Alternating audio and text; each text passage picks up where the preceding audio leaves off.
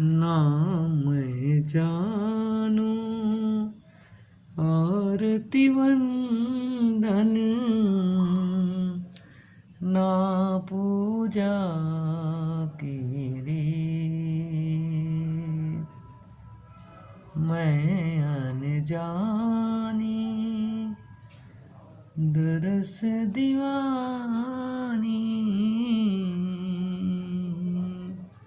मैं अनजानी दरस दीवानी,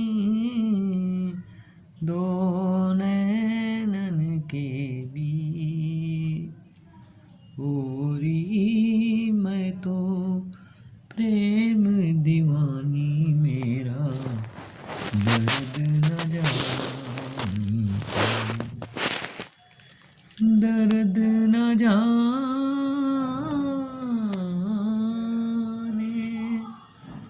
दर्द न जाने को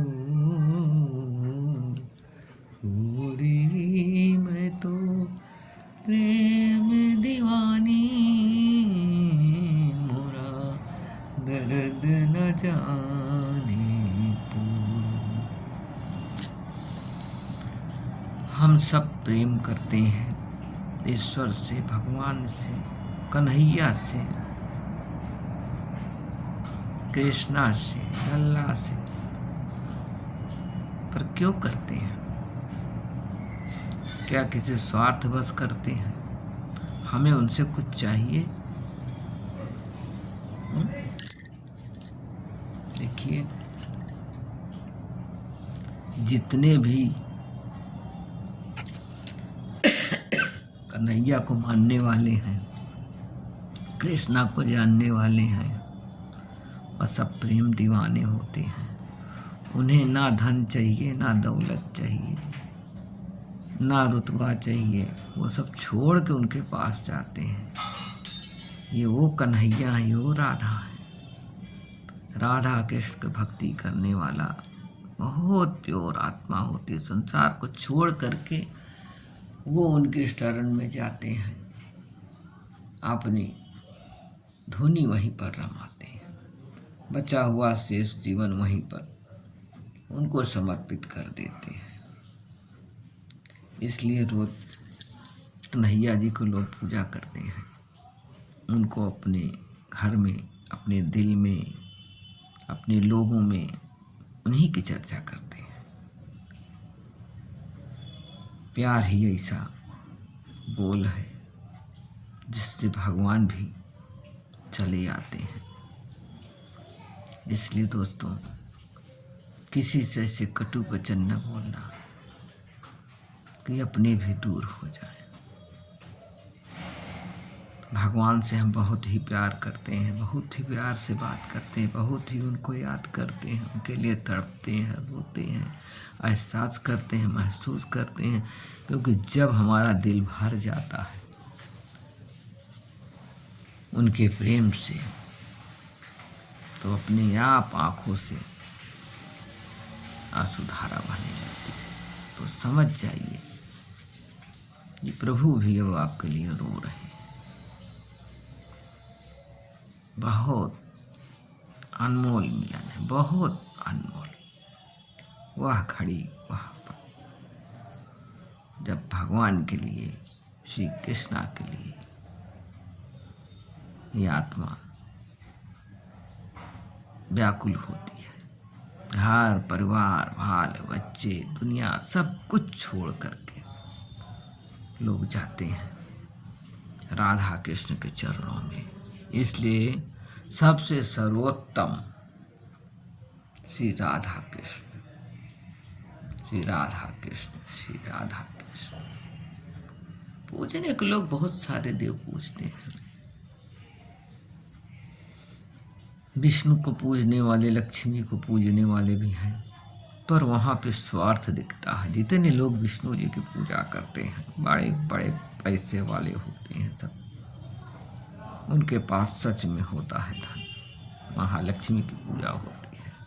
लक्ष्मी भी जानती हैं कि हमें 56 प्रकार के भोग मिल रहे हैं, ऐशो आराम में, वो भी लक्ष्मी लक्ष्मी के ही पास जाती है, ये भी सत्य है।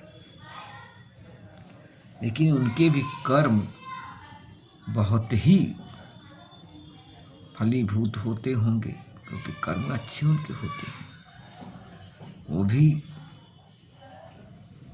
बहुत अच्छे कर्म करते हैं, भले वह धन से खेलते हैं, श्री हरि विष्णु को प्रसन्न करते हैं, महालक्ष्मी प्रसन्न करते हैं, उनकी शौक है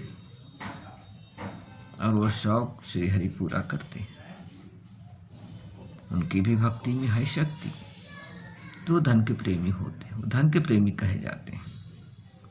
लेकिन एक बात कहेंगे,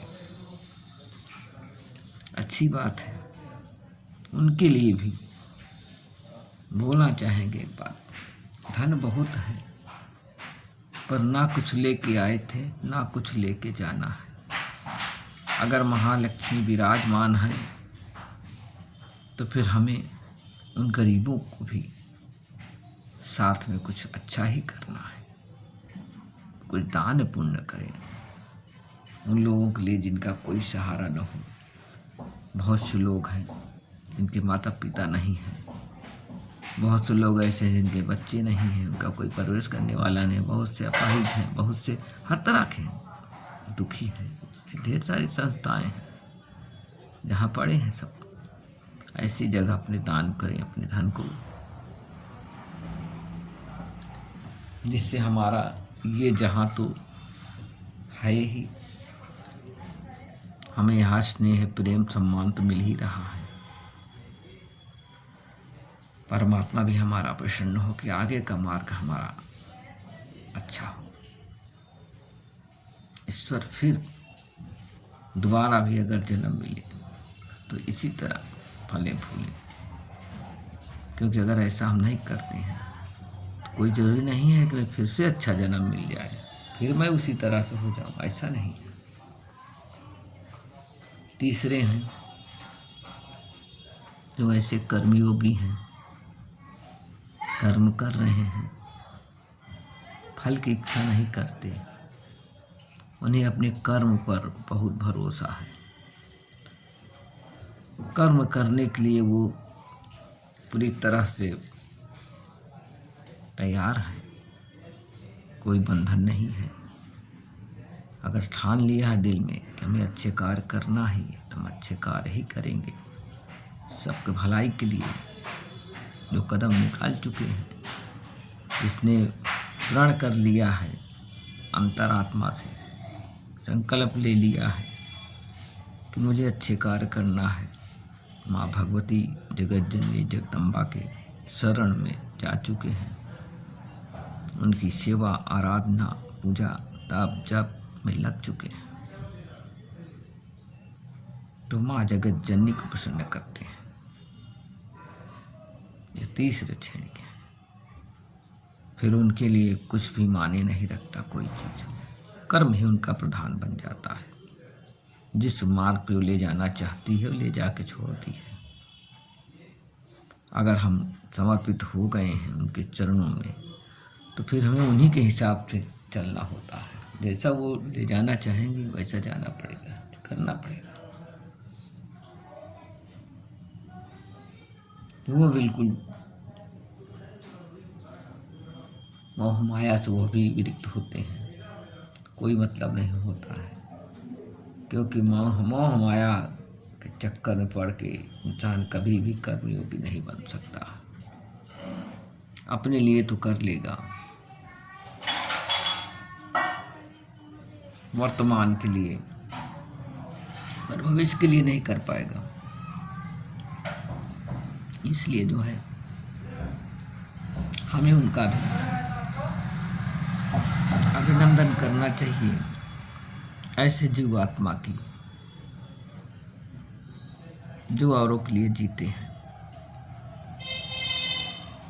अपने लिए तो सब जीते हैं, जो औरों के लिए जिए, जो औरों के प्रति ऐसे भाव रखें, हमें उनकी भी मदद करनी चाहिए,